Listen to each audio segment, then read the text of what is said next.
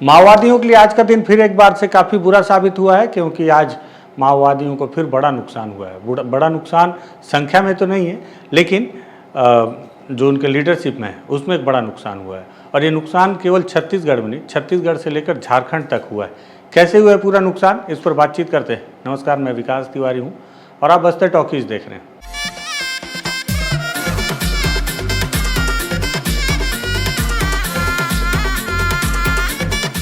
दरअसल जिस तरह से लगातार माओवादियों के खिलाफ ऑपरेशन चलाए जा रहे हैं, बस्तर आईजी सुंदरराज पी ने मानसून के पहले ही कह दिया था कि मानसून के समय में भी जवान पीछे नहीं हटेंगे और न ही ऑपरेशन रोके जाएंगे, लगातार ऑपरेशन चलाए जाएंगे। और हुआ भी वही। पूरे मानसून के दौरान जवान लगातार जंगलों में भीगते हुए ऑपरेशन करते रहे। कई तस्वीरें भी आईं, वायरल भी हुई और अलग अलग समय में उनको लेकर सफलताएँ भी मिली अलग अलग स्थानों पर। आज एक बार फिर से माओवादियों को बड़ा नुकसान जवानों ने पहुँचाया है।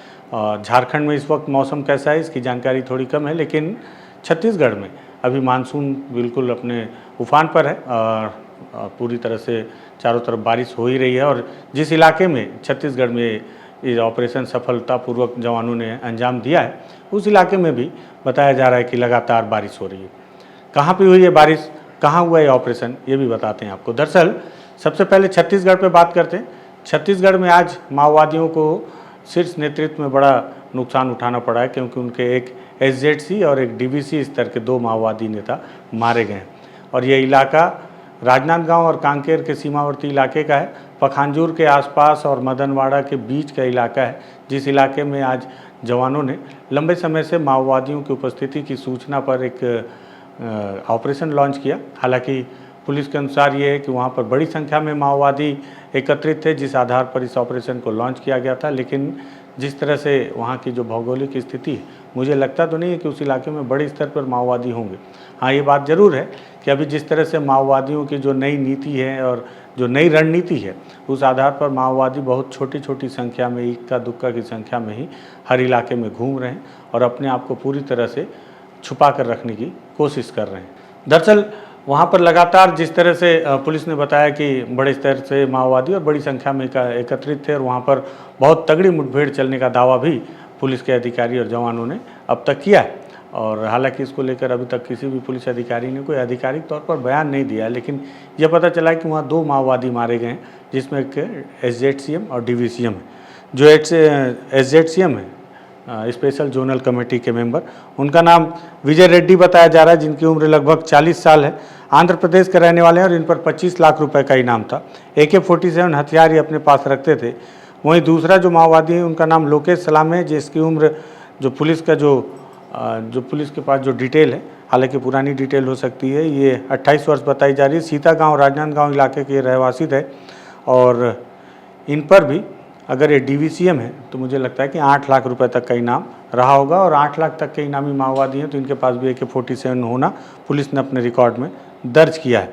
आंध्र प्रदेश के विजय रेड्डी, आपको बताऊं कि बस्तर में जो सबसे बड़ी मुठभेड़ हुई थी, जो सबसे बड़ी सफलता मिली थी सबसे पहले जवानों को, हापा टोला में आपको याद हो, जहाँ 29 माओवादी मारे गए थे, वहाँ पर भी विजय रेड्डी की उपस्थिति थी। लेकिन उस मुठभेड़ से भी विजय रेड्डी बच निकले थे।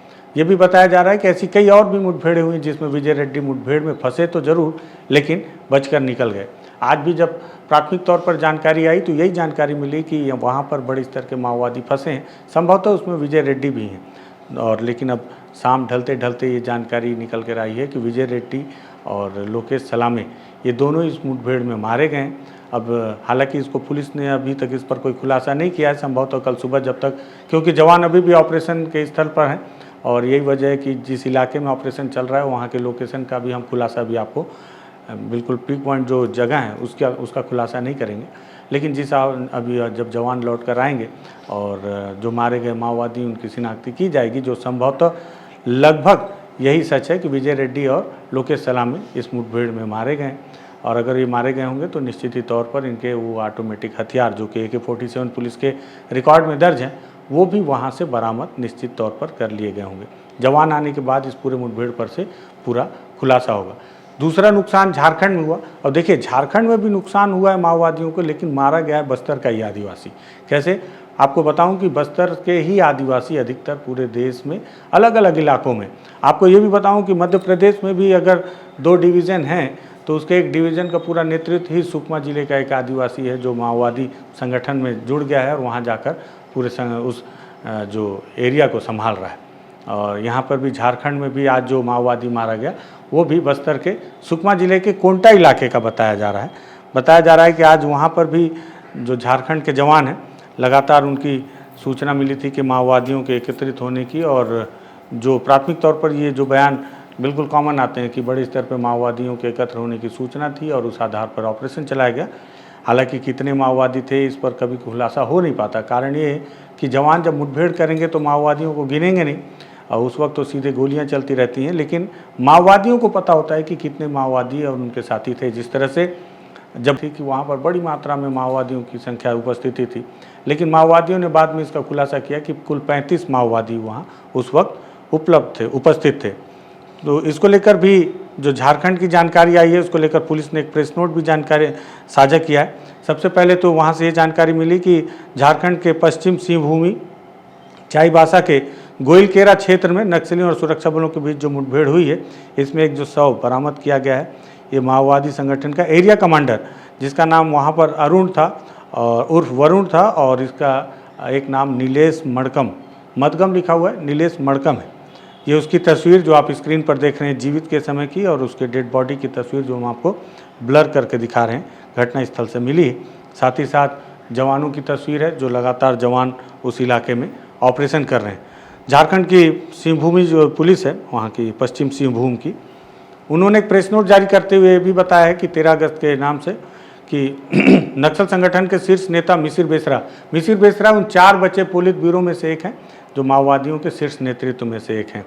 शीर्ष नेता मिसिर बेसरा, अनमोल, मोचू, अन्नन, असीम मंडल, अजय महतो, सागो नंगरिया, अश्विन अपने दस्ता सदस्यों के साथ कोल्हान सारंडा क्षेत्र में पुलिस एवं सुरक्षा बलों को नुकसान पहुंचाने तथा राष्ट्र विरोधी गतिविधियों के लिए लगातार भ्रमणशील थे। इस दस्ते पर प्रभावी कार्रवाई हेतु समय समय पर सूचना के आधार पर झारखंड पुलिस, कोबरा, सीआरपीएफ और झारखंड जगुआर इत्यादि बलों के द्वारा अभियान संचालित किया जाता है।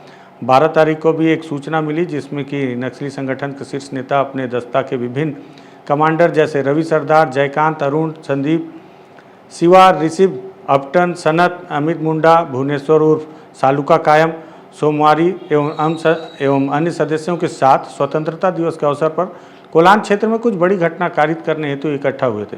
उक्त आसूचना के सत्यापन पर आवश्यक कार्रवाई हेतु झारखंड पुलिस, चाईबासा पुलिस ने कोबरा 209 बटालियन की संयुक्त टीम गठित कर अभियान प्रारंभ किया, और इस अभियान के बाद सुबह 6 बजे के आसपास गोइलकेरा थाना अंतर्गत दुगुनिया पुसौता तुम्बागाड़ा के आसपास जंगली पहाड़ी के बीच में नक्सलियों के साथ मुठभेड़ हुई, और मुठभेड़ के बाद जब जवानों ने फायरिंग की तब बाकी माओवादी तो भाग खड़े हुए, लेकिन वहाँ से एक माओवादी का डेड बॉडी बरामद किया गया और साथ ही साथ एक SLR हथियार भी कारतूस के साथ और अन्य सामान भी बरामद किया गया है। ऐसी जानकारी पुलिस ने अपने प्रेस नोट में दी है।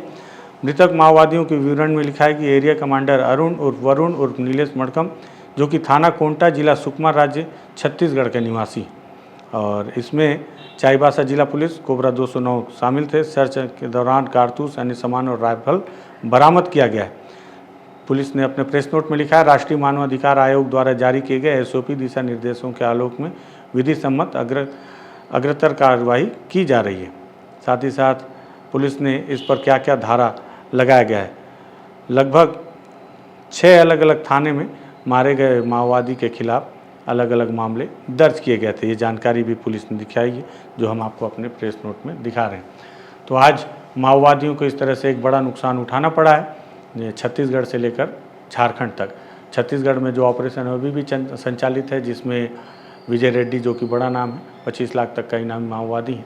सबसे बड़ी बात है शीर्ष स्तर के माओवादी नेता हैं जो कि SZCM जरूर है, लेकिन इनके उम्र और अनुभव के आधार पर ये कभी भी CC के स्तर के माओवादी नेता बनाए जा सकते थे संगठन पर।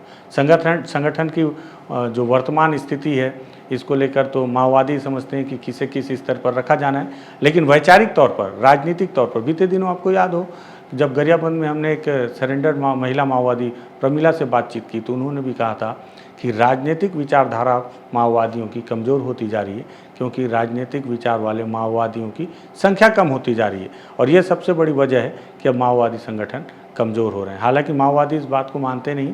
माओवादियों का कहना है कि नुकसान ज़रूर हो रहा है उन्हें, लेकिन वो अभी भी लड़ेंगे। वो माओवादी जो सरेंडर नहीं कर रहे, इसका मतलब है कि वो लड़ना चाह रहे हैं। हालांकि बड़े बड़े नाम हैं जो सरेंडर करने वाले माओवादियों में अपने नामों को उन्होंने शुमार करवाया है, लेकिन फिर भी नुकसान तो हुआ है माओवादी संगठन को, जिसमें छत्तीसगढ़ से लेकर झारखंड तक। और एक जो सबसे बड़ी बात, आप सोचिए कि बस्तर का माओवादी पता नहीं किस स्तर पर वो माओवादी बना, किस स्थिति में माओवादी बना, क्या परिस्थितियां थी, और आज सोचिए झारखंड में जाके मारा जा रहा है और कभी मध्य प्रदेश में मारा जा रहा है। वहाँ पे बहुत सारे, मध्य प्रदेश में कई घटनाएं हुई जिसमें बस्तर की लड़कियाँ, आदिवासी लड़कियाँ वहाँ पर वर्दी में हथियार के साथ मारी जाती हैं, फिर उनकी डेड बॉडी उनके घर तक पहुँचाई जाती है। आज भी कोंटे एरिया का एक आदिवासी, सोचो वो माओवादी संगठन से जुड़ा और झारखंड में जाकर मारा गया। तो ये भी सोचने वाली बात है। वो समय कैसा रहा होगा जब माओवाद बस्तर में प्रवेश किया।